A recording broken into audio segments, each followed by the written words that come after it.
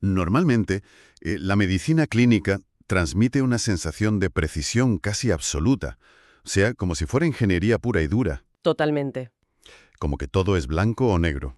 Exacto. Ante una fractura de hueso, por ejemplo, tú ves una radiografía y hay una línea blanca irregular. El traumatólogo te la señala y el problema queda expuesto con una claridad irrefutable. Claro, ¿hay rotura o no la hay? La solución es mecánica y directa. Pones una escayola y listo. Eso es.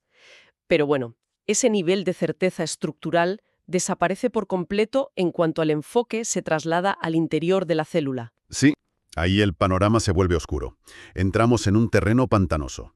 Al entrar en el terreno de las enfermedades metabólicas, de la obesidad crónica y de la diabetes tipo 2, esa supuesta máquina de rayos X de la que hablábamos parece dejar de funcionar. Ya, el diagnóstico se vuelve un poco turbio. Exactamente. Se llena de aproximaciones. Hay fármacos, hay restricciones calóricas, y siempre flota en el aire esa clásica recomendación tan vaga de, bueno, hay que hacer más ejercicio. Que es una frase comodín que llevamos décadas arrastrando. Claro, pero rara vez se explica cómo, por qué o qué tipo de ejercicio es el adecuado para cada fallo metabólico concreto. Es que históricamente la prescripción de actividad física ha carecido de ese rigor científico. No tiene la precisión quirúrgica que se exige al recetar, qué sé yo, 1 miligramo de cualquier medicamento. Y precisamente por eso, el análisis a fondo de hoy es un soplo de aire fresco. La idea es sustituir esa recomendación genérica por ciencia pura y dura. Me parece fantástico. Es hora de ponerle números al movimiento. Tenemos sobre la mesa un estudio clínico que aborda uno de los debates más antiguos del mundo del fitness, que es, ¿qué es mejor, el cardio o las pesas? O de entrar en una talla menos. No, no. El enfoque es estrictamente clínico y metabólico. Eso es. La misión hoy es descifrar qué método de entrenamiento es científicamente superior para combatir los síntomas de la diabetes tipo 2 y la obesidad. Concretamente, nos vamos a centrar en cómo responden nuestras hormonas y unas proteínas clave ante el esfuerzo físico. Pues para sentar las bases, es imprescindible presentar los datos exactos del estudio que vamos a diseccionar. El artículo se titula A Randomized Controlled Trial to Determine the Impact of Resistance Training versus Aerobic Training on the Management of FGF21 and Related Physiological Variables in Obese Men with Type 2 Diabetes mellitus. Un título extenso, ¿eh? Pero no deja lugar a dudas sobre lo que investigan. Totalmente. Los autores son Jimei Duan y Guadian Lu. Y, bueno, ha sido publicado en el Journal of Sports Science and Medicine, en el volumen 23. Una revista con bastante peso, por cierto. Sí, muchísimo. Se publicó en 2024 con la publicación en línea fechada exactamente el 1 de septiembre de ese mismo año. Y fíjate, lo brillante de este diseño es que aplican al movimiento humano el mismo control milimétrico que le aplicarían a un ensayo farmacológico. Pues hablemos del contexto, porque el perfil de los participantes es vital para entender la barbaridad de los resultados. Tras unos filtros súper estrictos, se quedaron con 36 hombres. Ajá, todos de entre 40 y 45 años. Eso es. Y la característica primordial aquí es su punto de partida físico. Mantenían un estilo de vida de sedentarismo absoluto. Claro, y esto no es que ellos dijeran, me muevo poco. Se midió objetivamente con cuestionarios clínicos. Cero actividad física estructurada. Madre mía. A esto le sumas una obesidad clínica con un índice de masa corporal por encima de 30 y un diagnóstico de diabetes tipo 2 de al menos 4 años de antigüedad. O sea, un entorno metabólico profundamente deteriorado. Muy deteriorado. Y dependían totalmente de la medicación. El promedio de consumo de metformina rozaba los 1.900 miligramos diarios. ¡Qué barbaridad! Para dar un poco de contexto clínico, eso es estar al borde del límite terapéutico tolerable antes de tener que pasar a inyecciones de insulina. Claro, sus niveles de glucosa en sangre en ayunas oscilaban entre 150 y 200 miligramos por decilitro. Estaban contra las cuerdas, biológicamente hablando. Pues bajo este panorama tan adverso, Duan y Lu dividieron a estos 36 hombres en 3 grupos de 12. A ver, ¿cómo lo repartieron?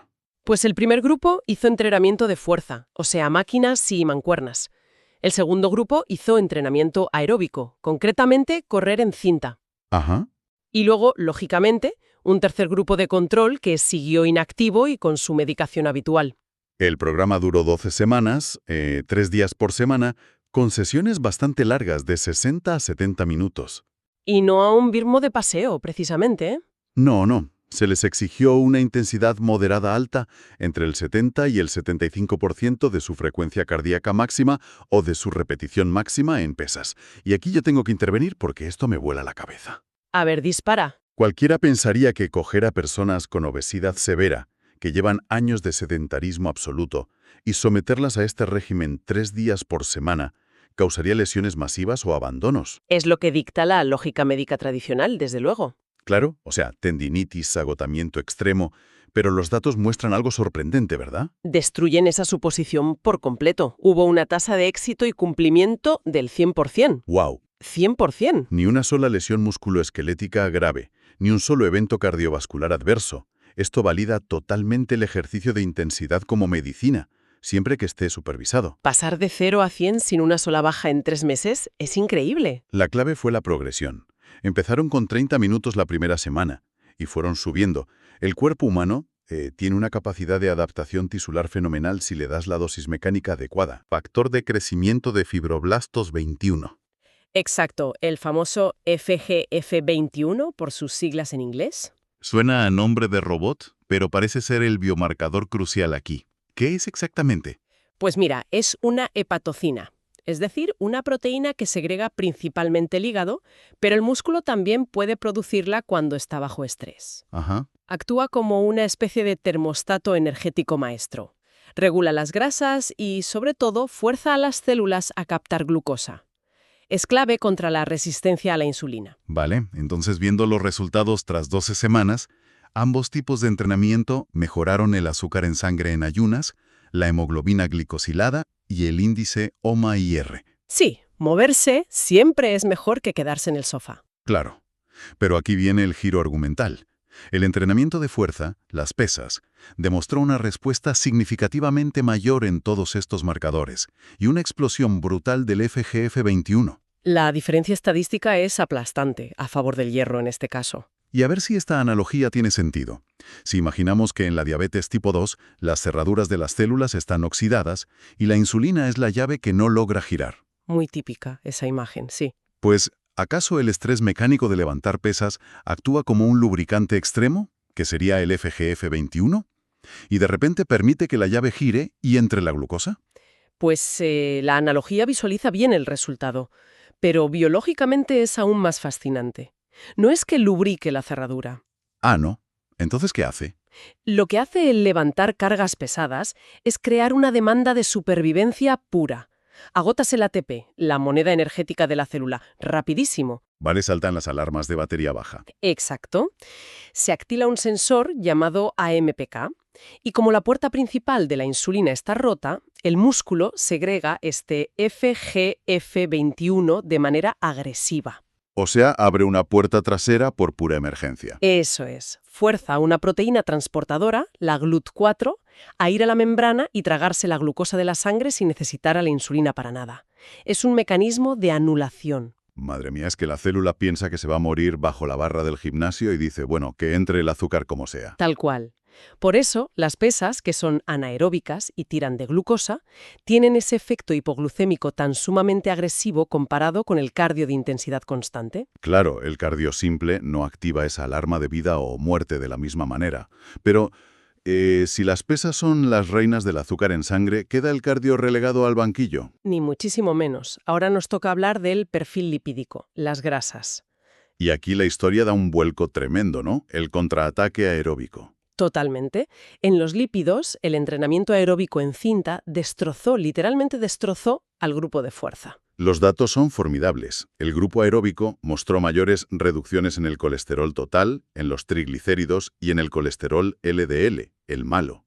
Y no solo eso, también aumentaron mucho más el HDL, el colesterol bueno, y la capacidad aeróbica máxima, el VO2 peak. O sea que entiendo que levantar pesas, al tener tantos descansos entre series, es como conducir por la ciudad parando en los semáforos usando unas vías muy explosivas. Sí, que más rápido y paras. En cambio, 40 minutos en la cinta es como pisar el acelerador en una autopista de forma continua.